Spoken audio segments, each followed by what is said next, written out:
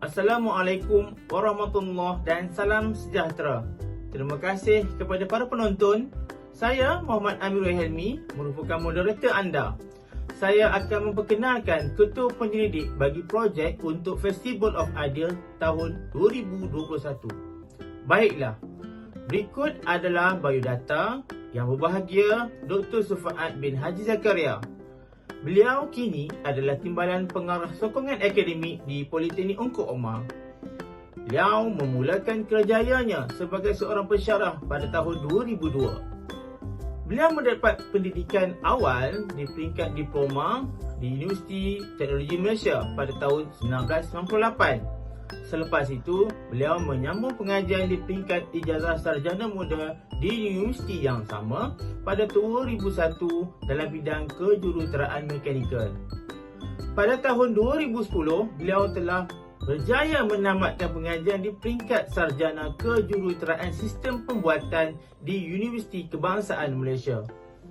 Perjuangan di dalam memburu ilmu pengetahuan, beliau cemerlangnya menamatkan pengajian Doktor Falsafah PhD pada tahun 2018 dan kini sedang bergiat aktif dalam menjalankan beberapa penyelidikan di Politeknik Ungku Omar. Beliau juga adalah ketua penyelidik bagi penyelidikan di bawah skim grant TARGS. Hasil usaha dan semangat yang ditunjukkan telah membawa kejayaan dalam pertandingan inovasi peringkat antarabangsa yang disertai antaranya memenangi anugerah emas di MyRIS Best Award serta anugerah Platinum di Intelligent 2019. Selanjutnya, menangi gold medal di iTech 2016 dan iTech 2017 serta memperolehi silver medal di SIFF 2016 di Korea Selatan.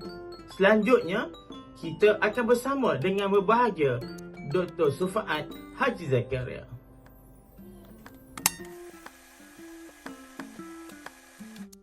Assalamualaikum dan salam sejahtera. Sempena dengan Festival of Idea 2021. Kami daripada Center of Technology Politeknik Ungku Omar akan membentangkan idea yang bertajuk Development of Pump Cell Activated Carbon Air Filter for Indoor Air Quality Improvement. Projek ini merupakan hasil daripada kerjasama kami, sekumpulan terdiri daripada 5 orang ahli iaitu Dr. Sufaat, saya, Dr. Muhammad Nur Azam, Encik Karunizat, Puan Azmarini dan Puan Zanidah. Sehingga kini, terdapat banyak kajian telah menunjukkan penggunaan karbon aktif sebagai bahan penyerap di dalam penapis udara secara praktikal dapat mengurangkan tahap pencemaran udara sekaligus telah meningkatkan kualiti udara dalaman. Terdapat berbagai bahan utama untuk menghasilkan karbon aktif. Namun, sejak beberapa tahun ini, minat penyelidik terhadap karbon aktif daripada bahan buangan pertanian semakin meningkat. Oleh yang demikian, projek kami memfokuskan untuk menghasilkan karbon aktif daripada salah satu buangan pertanian yang banyak di Malaysia, iaitu tempurung kelapa sawit. Sistem pengudaran mekanikal yang sedia ada sudah dilengkapi dengan penapis udara yang dapat memerangkap bahan zarahan. Penapis udara ini terbukti dapat menyingkirkan bahan zarahan di udara namun tidak bagi bahan cemar jenis gas. Oleh yang demikian, teknik pembersihan udara melalui penjerapan karbon aktif dilihat paling sesuai. Selain itu, pengeluaran karbon aktif yang lestari juga adalah amat penting bagi memastikan stok karbon aktif ini sentiasa mencukupi di peringkat global. Objektif projek yang pertama ialah untuk menghasilkan karbon aktif dari tempurung kelapa sawit dengan menggunakan kaedah pengaktifan fizikal, kimia dan gabungan fizikal kimia dalam bentuk granula bagi pembangunan penapis udara.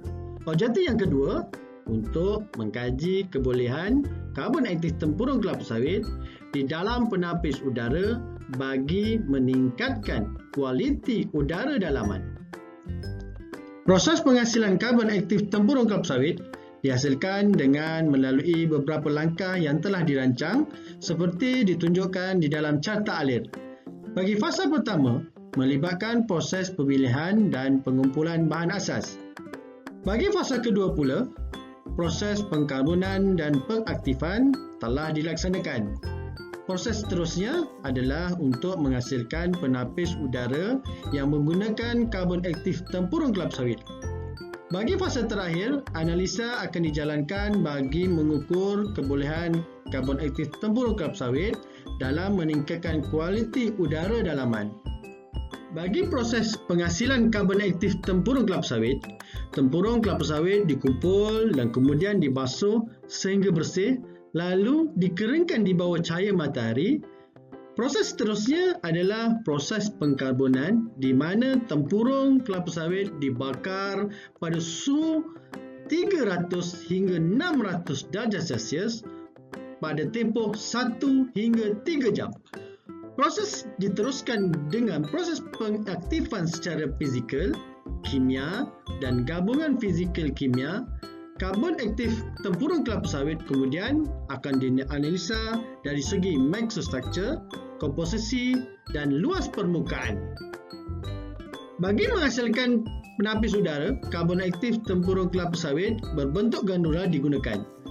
Karbon aktif ini akan diletakkan secara berlapis di antara kertas penapis udara dan dilipat bagi mengurangkan kejatuhan tekanan ketika penapis udara ini digunakan.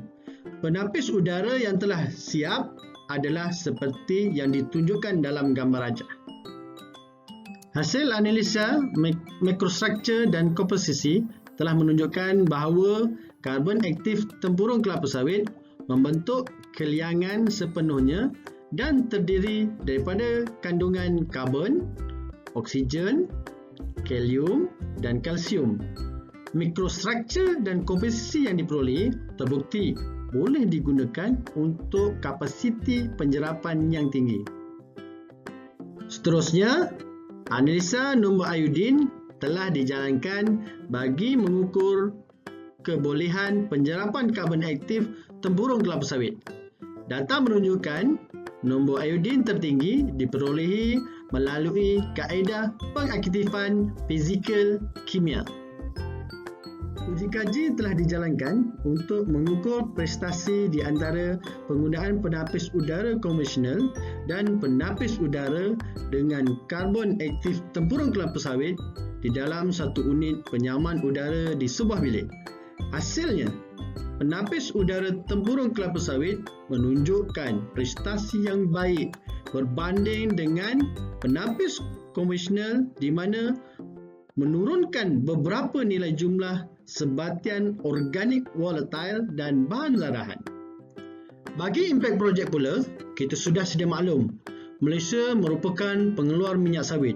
Oleh yang demikian, masalah pelupusan dan persekitaran yang berkaitan dengan pembuangan sampah kelapa sawit merupakan perkara yang perlu dititik beratkan. Maka, penghasilan karbon aktif daripada sisa buangan ini merupakan salah satu daripada penyelesaiannya. Selain daripada itu, kita juga boleh mengambil peluang sebagai pengeluar karbon aktif kerana permintaannya semakin meningkat, terutamanya di dalam industri penapisan dan purifikasi udara.